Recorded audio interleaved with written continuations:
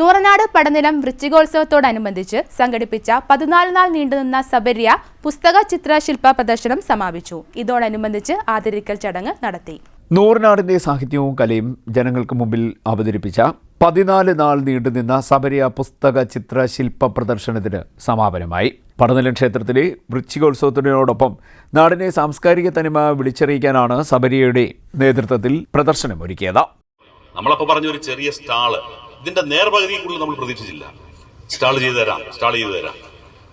അപ്പോഴത്തേക്ക് 2 ദിവസം കഴിഞ്ഞപ്പോഴത്തേക്ക് ഇത് സ്റ്റാൾ എന്നൊക്കെ പറഞ്ഞപ്പം വേണ്ടതുപോലെ സ്ഥലമുണ്ടോ എന്നൊക്കെ ചോദിച്ചു. ഇത്രയും വിശാലമായ ഒരു ഹാൾ, അപ്പുറത്ത് ഉത്സവം നടക്കുന്നത് പോലെ തന്നെ ഈ ആളുകൾ ഇവിടെ എല്ലാം കയറി വന്ന് ഇതെല്ലാം കാണുവാനും കേൾക്കുവാനും എല്ലാമുള്ള സാഹചര്യങ്ങൾ ഒരുക്കിക്കൊണ്ട് ഇതിന്റെ സ്റ്റാളിന് ഏതാണ്ടല്ല സമ്പൂർണമായും സൗജന്യമായി ഇതെല്ലാം ക്ഷേത്ര സമിതിയിൽ ചെയ്തു തരണമെങ്കിൽ അവരാദരിക്കുന്നത് ഒരാളിനെയല്ല, ഒരു നാടിനെ മൊത്തമാണ്. ഈ നാടിനെ മൊത്തം, മുമ്പൊക്കെ ഞാൻ നേരത്തെ പറഞ്ഞല്ലോ, ഈ നാടിനെ മൊത്തം ലക്ഷ്യം വെച്ചുകൊണ്ട് ഹൈസ്കൂൾ നിർമ്മിച്ച ഭരണസമിതി സാരഥികളെ പോലെ തന്നെയാണ് നൂറനാട്ട് ഏറ്റവും കൂടുതൽ എഴുത്തുകാരന്മാരും ഏറ്റവും കൂടുതൽ ചിത്രകാരന്മാരും ഏറ്റവും കൂടുതൽ ശില്പികളും കലാകാരന്മാരും അതേപോലെ തന്നെ ആൽബം ഡയറക്ടേഴ്സും ഒക്കെയുള്ള ഈ നൂറനാട്ടെ കലാകാരന്മാർക്ക് മുഴുവൻ കൂടി അവരുടെ കലാസൃഷ്ടികൾ പ്രദർശിപ്പിക്കുവാൻ വേണ്ടി ഒരു ഇടം എന്ന നിലയിൽ ചോദിച്ചപ്പോൾ ഒരു വാദിയുമില്ലാതെ ഇതെല്ലാം ചെയ്തു തന്ന അവരെ അല്ലെങ്കിൽ പിന്നെ നമ്മൾ ആരെയാണ് ആദരിക്കേണ്ടത്?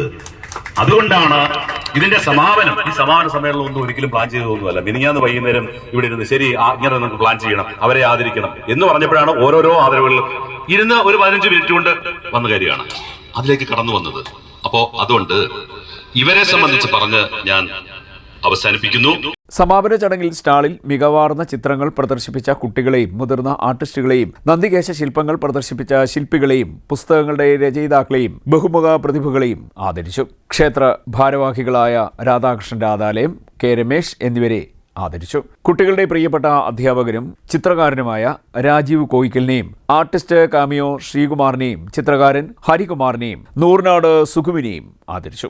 അടിക്കുറിപ്പ് മത്സരത്തിൽ വിജയിച്ച സുനിൽ ദേവദേയത്തിന് ഉണ്മ പത്രാധിപർ ഉണ്മ മോഹൻ പുസ്തകങ്ങൾ പാരിതോഷികമായി നൽകി. R Balakrishnan, president Suresh Gangadhar, secretary doctor N Sasidharan, Viswan Padanilam, Jayan Noornad, V Swaraj, R Sreedevi, Sidhu Suresh, Yamuna Harish, Prasad Sreedhar, Rajeev Koyickal, Sreekumar കാമിയോ, ഹരികുമാർ, വി സോണി, നൂർനാട് പ്രദീപ്, ജലജ തുടങ്ങിയവർ നേതൃത്വം നൽകി. CDNet news, Charummood.